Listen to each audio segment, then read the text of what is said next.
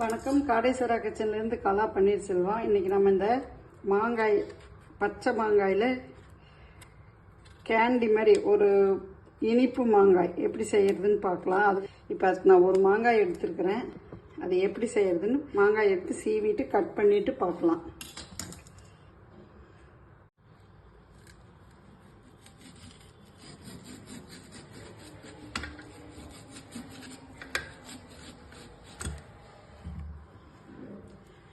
மாங்காய் பெருசாக இருந்தால் நம்ம இதை ரெண்டாக கட் பண்ணிவிட்டு இந்த மாதிரி அரிஞ்சுக்கணும். இப்படி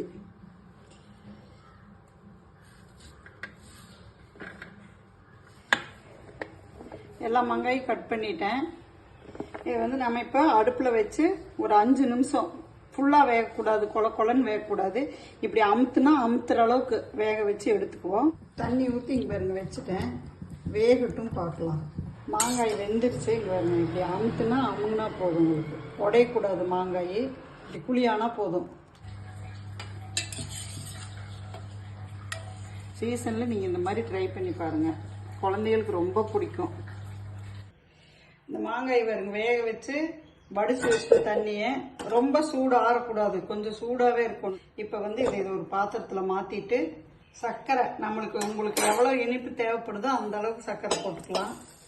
இதுக்கு நான் ஒரு 150 கிராம் அளவுக்கு சர்க்கரை போட்டிருக்கிறேன். ஒரு மாங்காய்க்கு போட்டு நல்லா கலந்து விட்டுருவோம்.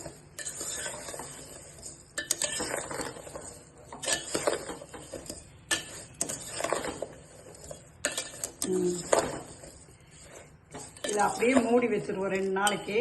அப்புறம் பார்ப்போம். நல்லா வெயிலில் வச்சுட்டேன். காயிட்டு நல்லா உங்களுக்கு ஒரு 2 நாள் காயிட்டு பார்ப்போம். ஒரு நாள்லேயே இங்கே ஈரோடு வெயிலுக்கு ஒரே நாளில் நல்லா சுண்டிரும் காஞ்சு. இது பார்ப்போம்.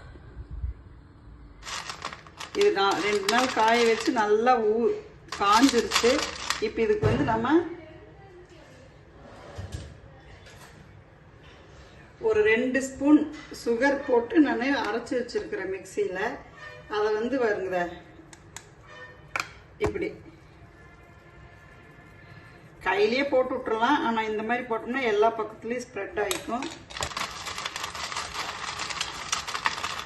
இப்படி நல்லா காஞ்சிடணும். நீங்கள் காய வச்சு எடுத்து வச்சுக்கிட்டிங்கன்னா வெளியிலேயே வச்சாலும் 1 வருஷத்துக்கு அப்படியே இருக்கும். அவ்வளோதான், இது ரெடி ஆயிடுச்சு. இதை நம்ம இப்போ ஒரு பாட்டிலில் போட்டு மூடி வச்சுருவோம். ஆனால் காய வைக்கிறது மட்டும் இப்படி நல்லா காய வச்சிடணும்.